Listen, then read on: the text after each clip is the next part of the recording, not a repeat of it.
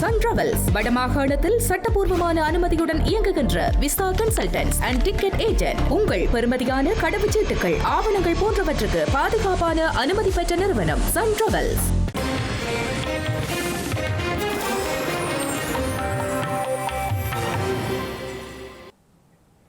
வணக்கம்.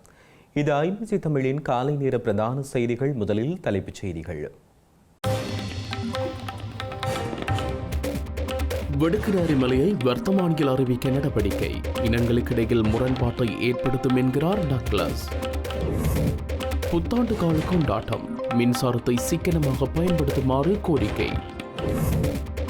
நிலக்கரி மோசடிக்கு துணை போன திசை காட்டி சஜித் விசனம். சொத்து விவரங்களை சமர்ப்பித்த மகிந்த, லஞ்ச ஊழல் ஆணைக்குழுவிற்கு அடிபணிவு. சென்னை காவல்துறை ஆணையாளர் அதிரடி இடமாற்றம், தேர்தல் நெருங்கும் நிலையில் சம்பவம். பாகிஸ்தானை சென்றடைந்த ஈரான் குழு, நல்லெண்ணத்துடன் பேச தயார் என்கிறது அமெரிக்கா. இனி தொடர்வது விரிவான செய்திகள். வெடுக்குநாரி மலை ஆதிலிங்கேஸ்வரர் ஆலய விவகாரம் இனங்களுக்கிடையில் மீண்டும் முரண்பாடுகளையும் நம்பிக்கையீனத்தையும் உருவாக்கும் என ஈழமக்கள் ஜனநாயக கட்சியின் செயலாளர் நாயகமும் முன்னாள் அமைச்சருமான டக்ளஸ் தேவானந்தா தெரிவித்துள்ளார். எனவே குறித்த விடயத்தில் ஜனாதிபதி அனுரகுமார திசாநாயக்க தலையிட்டு தீர்வொன்றை பெற்றுக் கொடுக்க வேண்டும் என்றும் அவர் வலியுறுத்தியுள்ளார். வெடுக்குநாரி மலையில் உள்ள மத அடையாளங்கள் பௌத்த மதத்துக்குரியவை என்றும் அது அமைந்துள்ள பகுதியை வர்த்தமானி அறிவித்தல் மூலம் பாதுகாக்கப்பட்ட வனப்பகுதியாக மாற்றுவதற்கு நடவடிக்கைகள் எடுக்கப்பட்டுள்ளதாகவும் ஸ்ரீலங்கா பௌத்த சாசன அமைச்சர் சுனில் செனவிரத்தின நாடாளுமன்றத்தில் தெரிவித்த நிலையில் டக்ளஸ் தேவானந்தா இதனை கூறியுள்ளார். நாடாளுமன்றத்தில் வடுக்குநாரி ஆதிலிங்கேஸ்வரர் ஆலயம் தொடர்பில் தன்னுடைய கருத்தை வெளிப்படுத்தியிருந்தார். அங்கு பௌத்த மதத்திற்குரிய அடையாளங்கள் வரலாற்று ரீதியாக காணப்படுவதாகவும் அதை தாங்கள் ஒரு பௌத்த மதத்திற்குரியதென்று வர்த்தகமானியில் பிரசுரிக்க இருப்பதாகவும் அவர் தெரியப்படுத்தியிருந்தார். நாங்கள் அவருடைய இந்த கருத்தை நாங்கள் ஏற்றுக்கொள்ளவில்லை. இது இனங்களுக்கிடையில் உண்மையை மறைக்கிறதாகவும் வரலாற்றை மறைக்கிறதாகவும் இனங்களுக்கிடையில சந்தேகங்களை அவநம்பிக்கைகளை ஏற்படுத்துவதாகத்தான் அமையும் என்று நாங்கள் நினைக்கின்றோம். இந்த அடிப்படையில் தான் ஏற்கனவே நாங்கள் ஆட்சியில் இருந்த பொழுது அதை கையாண்டு ஒரு சுமூக நிலைமைக்கு கொண்டு வந்திருந்தோம். ஆனால் தூரவஷ்டவசமாக இன்றைய நிலைமை அதை மாற்றியமைக்கின்றது போலத்தான் தெரிகின்றது. அந்த வகையில் இது தொடர்பாக விளக்கி எவ்வாறு நடவடிக்கைகள் எடுக்க வேண்டும் என்பது தொடர்பாக அனுர ஜனாதிபதி அவர்களுக்கு நான் ஒரு கடிதம் அனுப்ப இருக்கின்றேன். இலங்கையில் நிலவி வரும் எரிபொருள் தட்டுப்பாடு மற்றும் உள்நாட்டு தேவைகளை கருத்தில் கொண்டு எதிர்வரும் புத்தாண்டு பண்டிகை காலத்தில் மின்சாரத்தை மிகவும் பொறுப்புடன் பயன்படுத்துமாறு பொதுமக்களிடம் கோரிக்கை விடுக்கப்பட்டுள்ளது. இலங்கை நிலையான ஆற்றல் அதிகார சபையின் தலைவர் DFWJ பண்டார இதனை தெரிவித்துள்ளார். மத்திய கிழக்கு பிராந்தியத்தில் நிலவும் போர்ச்சூழல் உலகளாவிய விநியோக சங்கிலியில் பாதிப்பை ஏற்படுத்திய நிலையில் இலங்கை போன்ற நாடுகளுக்கு புதைபடிவ எரிபொருட்களை பெறுவதில் பெரும் சவால்கள் உருவாகியுள்ளதாகவும் இலங்கை நிலையான ஆற்றல் அதிகார சபையின் தலைவர் DMWJ பண்டார குறிப்பிட்டுள்ளார். எனவே கடந்த காலங்களில் மின்சாரத்தை சேமிக்க பொதுமக்கள் வழங்கிய ஒத்துழைப்பு போன்று புத்தாண்டு காலத்திலும் பொறுப்புணர்வுடன் செயல்படுமாறும் அவர் கூறியுள்ளார். குறிப்பாக இரவு 6 மணி முதல் 10 மணி வரையான காலப்பகுதியில் மின்சார தேவை மிக அதிகமாக இருப்பதால் அந்த நேரத்தில் தேவையற்ற மின் பயன்பாட்டை குறைத்துக் கொள்ளுமாறு அவர் வலியுறுத்தியுள்ளார். விடுமுறை நாள்களில் தொழிற்சாலைகள் மூடப்பட்டிருப்பதாலும் சூரிய சக்தி மூலம் பகல் வேளையில் அதிக மின்சாரம் கிடைப்பதாலும் சமையல், துணி துவைத்தல் போன்ற பணிகளை பகல் நேரத்தில் முடித்துக் கொள்ளுமாறு இலங்கை நிலையான ஆற்றல் அதிகார சபையின் தலைவர் வலியுறுத்தியுள்ளார். புதுவருட காலப்பகுதியில் மக்களுக்கு பாதுகாப்பான மற்றும் அமைதியான சூழலை உருவாக்கும் நோக்கில் விசேட பாதுகாப்பு வேலை திட்டம் ஒன்று நடைமுறைப்படுத்தப்பட்டுள்ளதாக ஸ்ரீலங்கா பாதுகாப்பு அமைச்சு அறிவித்துள்ளது. பாதுகாப்பு அமைச்சின் செயலாளர் ஏர் வைஸ் மார்ஷல் சம்பத் துய்யகொண்டாவின் ஆலோசனையின் பேரில் இந்த நடவடிக்கை எடுக்கப்பட்டுள்ளது. ஸ்ரீலங்கா முப்படையினர், காவல்துறையினர் மற்றும் புலனாய்வு பிரிவு அதிகாரிகளின் ஒத்துழைப்புடன் இந்த விசேட பாதுகாப்பு பொறிமுறை செயல்படுத்தப்பட உள்ளது. இந்த கூட்டு வேலை திட்டத்தின் மூலம் புத்தாண்டு காலத்தில் நாடு முழுவதும் நடைபெறவுள்ள பல்வேறு விழாக்கள், இசை நிகழ்ச்சிகள் மற்றும் மத வழிபாட்டு நிகழ்வுகளின் போது பாதுகாப்பு கண்காணிக்கப்படும் என ஸ்ரீலங்கா பாதுகாப்பு அமைச்சு அறிவித்துள்ளது. இதற்காக கொழும்பு காவல்துறை தலைமையகத்தில் விசேட செயல்பாட்டு பிரிவொன்று நிறுவப்பட்டுள்ளதுடன் இது முப்படை அதிகாரிகளை கொண்ட குழுவொன்றின் ஒருங்கிணைப்புடன் கூட்டுச் செயற்பாட்டோடு மையமாக இயங்கவுள்ளது. இலங்கையில் நிலக்கரி ஊழல் மோசடியை பாதுகாக்க தேசிய மக்கள் சக்தியின் 153 பேரும் கைதூக்கியுள்ளதாக ஸ்ரீலங்காவின் எதிர்க்கட்சித் தலைவர் சஜித் பிரேமதாச தெரிவித்தார். தரம் குறைந்த நிலக்கரி கொள்வனவு மோசடி தொடர்பில் ஸ்ரீலங்கா மின்சக்தி அமைச்சர் குமார ஜெயக்கொடிக்கு எதிராக நாடாளுமன்றில் கொண்டுவரப்பட்ட நம்பிக்கையில்லா தீர்மானம் தோல்வியடைந்த நிலையிலேயே அவர் இதனை கூறியுள்ளார். ஸ்ரீலங்கா மின்சக்தி அமைச்சர் குமார ஜெயக்கொடிக்கு எதிராக பிரதான எதிர்க்கட்சிகளால் கொண்டுவரப்பட்ட நம்பிக்கையில்லா தீர்மானத்தின் மீதான விவாதம் நேற்று இடம்பெற்ற நிலையில் இறுதி வாக்கெடுப்பு நடத்தப்பட்டது. இதன்போது நம்பிக்கையில்லா தீர்மானத்துக்கு எதிராக 153 வாக்களும் ஆதரவாக 49 வாக்களும் அளிக்கப்பட்டது. இதன் அடிப்படையில் நம்பிக்கையில்லா தீர்மானம் 104 மேலதிக வாக்குகளால் தோற்கடிக்கப்பட்டுள்ளது. இந்த நிலையிலேயே ஊழல் குற்றச்சாட்டுகளுக்கு ஆளும் கட்சியின் அனைத்து நாடாளுமன்ற உறுப்பினர்களும் துணை போயுள்ளதாக சஜித் குற்றம் சுமத்தியுள்ளார். ஸ்ரீலங்கா முன்னாள் ஜனாதிபதி மஹிந்த ராஜபக்ஷ தன்னுடைய சொத்துக்கள் மற்றும் செலவுகள் குறித்த விவரங்களை லஞ்ச ஊழல் விசாரணை ஆணைக்குழுவிடம் சமர்ப்பித்துள்ளார். தமது சொத்து விவரங்களை 14 நாட்களுக்குள் சமர்ப்பிக்குமாறு மஹிந்த ராஜபக்ஷவுக்கு லஞ்ச ஊழல் விசாரணை ஆணைக்குழு அறிவித்திருந்தது. இதற்கான கால அவகாசம் நேற்றுடன் நிறைவடைந்த நிலையில் மஹிந்த ராஜபக்ச சொத்து விவரங்களை சமர்ப்பித்துள்ளதாக லஞ்ச ஊழல் ஆணைக்குழு தெரிவித்துள்ளது. யாழ்ப்பாணம் வட்டக்கோட்டை காவல் நிலையத்தில் வைத்து சித்திரவதைக்குள்ளான நிலையில் உயிரிழந்த அலெக்ஸ் என்ற இளைஞனின் வழக்குடன் தொடர்புடைய காவல்துறையினருக்கு மீள பணி நியமனமும் பதவி உயர்வும் வழங்கப்பட்டுள்ளமைக்கு தமிழ் தேசிய மக்கள் முன்னணியின் ஊடக பேச்சாளரும் சட்டத்தரணியுமான கனகரட்னம் சுகாஸ் கண்டனம் வெளியிட்டுள்ளார். வழக்கு விசாரணை நிறைவடையும் வரை அவர்களை மீள பணிக்கு அமர்த்துவதை தடுத்து நிறுத்துமாறும் அவர் யாழ்ப்பாணத்தில் இடம்பெற்ற ஊடக சந்திப்பில் தெரிவித்துள்ளார்.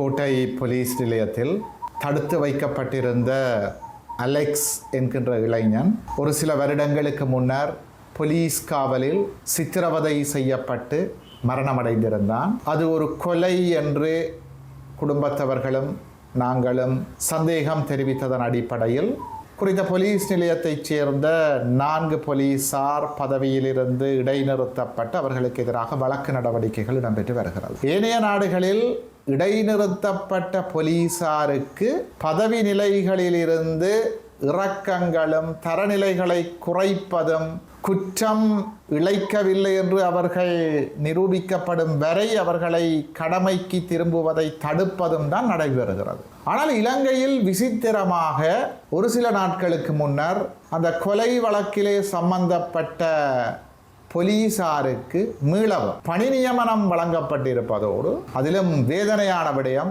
சட்ட நீதி செயற்பாடுகளுக்கு அவமானகரமான விடயம், ஒரு போலீஸ் உத்தியோகத்தருக்கு, அதாவது ஒரு சந்தேக நபருக்கு, அவர் அலெக்ஸினுடைய கொலை வழக்கிலே ஒரு சந்தேக நபராக இருக்கிறார், அவருக்கு பதவி உயர்வு வழங்கப்பட்டு அதுவும் ஒரு போலீஸ் நிலையத்தினுடைய பொறுப்பதிகாரியாக OIC ஆஃபீஸர் இன்சார்ஜாக நியமிக்கப்பட்டிருக்கிறது. இது அப்பட்டமான ஒரு மனித உரிமைகளை மதிக்காத செயற்பாடு. வழக்கு நடைபெற்று வருகின்ற பொழுது பதவி உயர்வு வழங்கப்பட்டு அதுவும் ஒரு போலீஸ் நிலையத்துக்கு பொறுப்பாக நியமிக்கப்பட்டிருக்கிறார். அவர் இன்னும் குற்றமற்றவர் என்று நீதிமன்றத்தால் விடுவிக்கப்படவில்லை. ஆகவே யோசித்து பாருங்கள், அவர் உண்மையிலேயே குற்றம் இழைத்திருந்து அத்தகைய ஒரு குற்ற மனம் படைத்த நபராக இருந்தால் எதிர்காலத்தில் இவர் ஒரு போலீஸ் நிலையத்தினுடைய பொறுப்பதிகாரியாக OIC-யாக கடமையாற்றுகின்ற பொழுது அலெக்ஸ் போன்று எத்தனை அலெக்ஸ்களை இவர்கள் உருவாக்குவார்கள்? ஆகவே இந்த விடயத்தை நாங்கள் வன்மையாக கண்டிக்கின்றோம். சம்பந்தப்பட்ட நபர்கள் மீளவும் பணிக்கு நியமிக்கப்பட்டதையும் பதவி உயர்வுகள் வழங்கப்பட்டதையும் வன்மையாக கண்டிக்கின்றோம். இந்த வழக்கு முடிவடைகின்ற வரை அவர்கள் குற்றமற்றவர்கள் என்று விடுவிக்கப்பட்டாலே தவிர அல்லது அவர்களுக்கு எதிராக சாதாரண சட்டத்திட்டங்களின் பிரகாரமும் போலீசாருக்குரிய விசேட ஒழுங்கு விதிகளின் பிரகாரமும் நடவடிக்கை எடுக்கப்பட வேண்டும் என்று கோருகிறோம். மட்டக்களப்பு கொக்கட்டிச்சோலை நெல்லிக்காடு பகுதியில் மயக்கமருந்து கொடுத்து பெண்ணொருவரின் நகைகளை கொள்ளையிட்ட பின்னர் கிணற்றில் வீசிய சம்பவத்துடன் தொடர்புடைய 6 சந்தேக நபர்களையும் எதிர்வரும் 15ஆம் தேதி வரை தொடர்ந்து விளக்கமறியலை வைக்குமாறு மட்டக்களப்பு நீதவான் நீதிமன்றம் உத்தரவிட்டுள்ளது. நேற்றைய வழக்கு விசாரணையின் போது சந்தேக நபர்களில் ஒருவர் மாத்திரமே நேரில் முன்னிலைப்படுத்தப்பட்டதோடு ஏனைய சந்தேக நபர்களிடம் நிகழ்நிலையூடாக விசாரணைகள் முன்னெடுக்கப்பட்டன. இதையடுத்து வழக்கு விசாரணை எதிர்வரும் 15ஆம் தேதிக்கு ஒத்திவைக்கப்பட்டுள்ளது. சென்னை காவல்துறை ஆணையாளராக பணியாற்றிய அருண் இடமாற்றப்பட்ட நிலையில் அவருக்கு பதிலாக புதிய ஆணையாளராக அபின் தினேஷ் மொரிக் நியமிக்கப்பட்டுள்ளார். தமிழக சட்டசபை தேர்தலை முன்னிட்டு அதிகாரிகள் இடமாற்றம் செய்யப்பட்டு வருகின்றனர். இந்நிலையில் தலைமை செயலாளர் முருகானந்தம் மாற்றப்பட்டு புதிய தலைமை செயலாளராக சாய்குமார் பொறுப்பேற்ற நிலையில் சென்னை காவல்துறை ஆணையாளராக அபின் தினேஷ் மொரிக் பதவியேற்றுள்ளார். தமிழகம், கடலூர், வடலூர் உள்ளிட்ட 4 இடங்களில் இன்று நடைபெறவிருந்த தமிழக வெற்றிக் கழக தலைவர் விஜயின் பிரச்சாரங்கள் இடைநிறுத்தப்பட்டுள்ளன. பிரச்சாரத்திற்கு அனுமதி அளிக்கப்பட்ட நிலையில் பிரச்சாரம் மீண்டும் இடைநிறுத்தம் செய்யப்பட்டுள்ளமை குறிப்பிடத்தக்கது. சந்திரனை சுற்றி வரும் 10 நாள் வரலாற்று பயணத்தை வெற்றிகரமாக முடித்துக் கொண்டு நாசாவின் ஓரியன் விண்கலம் கலிபோர்னியாவின் சான் டியாகோ கடற்கரை அண்டிய பசிபிக் கடலில் பாதுகாப்புடன் தரையிறக்கப்பட்டுள்ளது. 1972ஆம் ஆண்டிற்கு பின்னர் முதல் முறையாக சந்திரனை சுற்றி மனிதர்கள் பயணித்திருந்தனர்.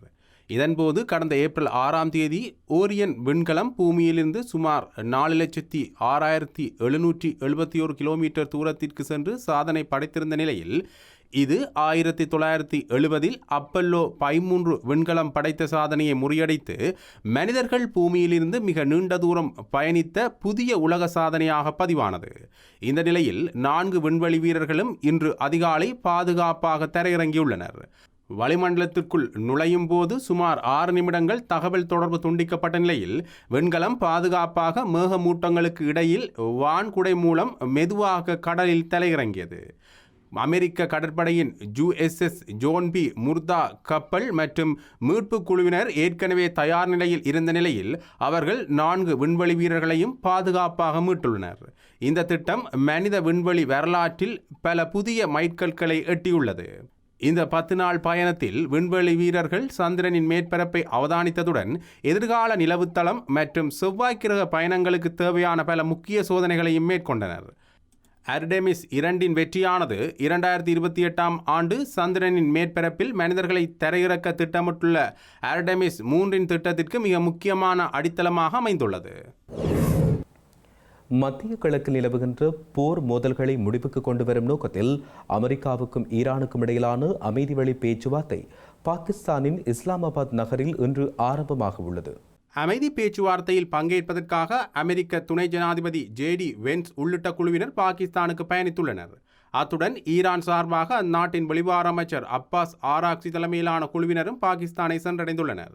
கடந்த பிப்ரவரி மாதம் 28ஆம் தேதி ஈரானுக்கு எதிராக அமெரிக்காவும் இஸ்ரேலும் இணைந்து கூட்டு தாக்குதலை மேற்கொண்டிருந்தன.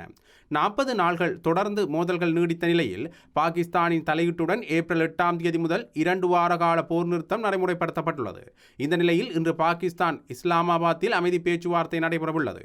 ஈரானியர்கள் நல்லெண்ணத்துடன் பேச்சுவார்த்தை நடத்த தயாராக இருந்தால் திறந்த கரத்தை நீட்ட தயாராக உள்ளதாக அமெரிக்க துணை ஜனாதிபதி கூறினார். ஈரான் ஏமாற்ற முயன்றால் அமெரிக்கா அதற்கு செவிசாய்க்காது எனவும் அவர் கூறினார். செய்திகளின் நிறைவாக மீண்டும் தலைப்புச் செய்திகள். வெடுக்கினாரி மலையை வர்த்தமானியில் அறிவிக்க நடவடிக்கை, இனங்களுக்கிடையில் முரண்பாட்டை ஏற்படுத்தும் என்கிறார் டக்ளஸ். புத்தாண்டு கால கொண்டாட்டம், மின்சாரத்தை சிக்கனமாக பயன்படுத்துமாறு கோரிக்கை. நிலக்கரி மோசடிக்கு துணை போன திசை காட்டி சஜித் விசனம். சொத்து விவரங்களை சமர்ப்பித்த மகிந்த, லஞ்ச ஊழல் ஆணைக்குழுவிற்கு அடிபணிவு. சென்னை காவல்துறை ஆணையாளர் அதிரடி இடமாற்றம், தேர்தல் நெருங்கும் நிலையில் சம்பவம். பாகிஸ்தானை சென்றடைந்த ஈரான் குழு, நல்லெண்ணத்துடன் பேச தயார் என்கிறது அமெரிக்கா. இத்துடன் IBC தமிழின் காலை நேர பிரதான செய்திகள் நிறைவடைகின்றன. உடனுக்குடன் நீங்கள் செய்திகளை அறிந்து கொள்ள IBCTamil.com என்ற எமது இணையதளத்தினை பார்வையிடுங்கள். வணக்கம்.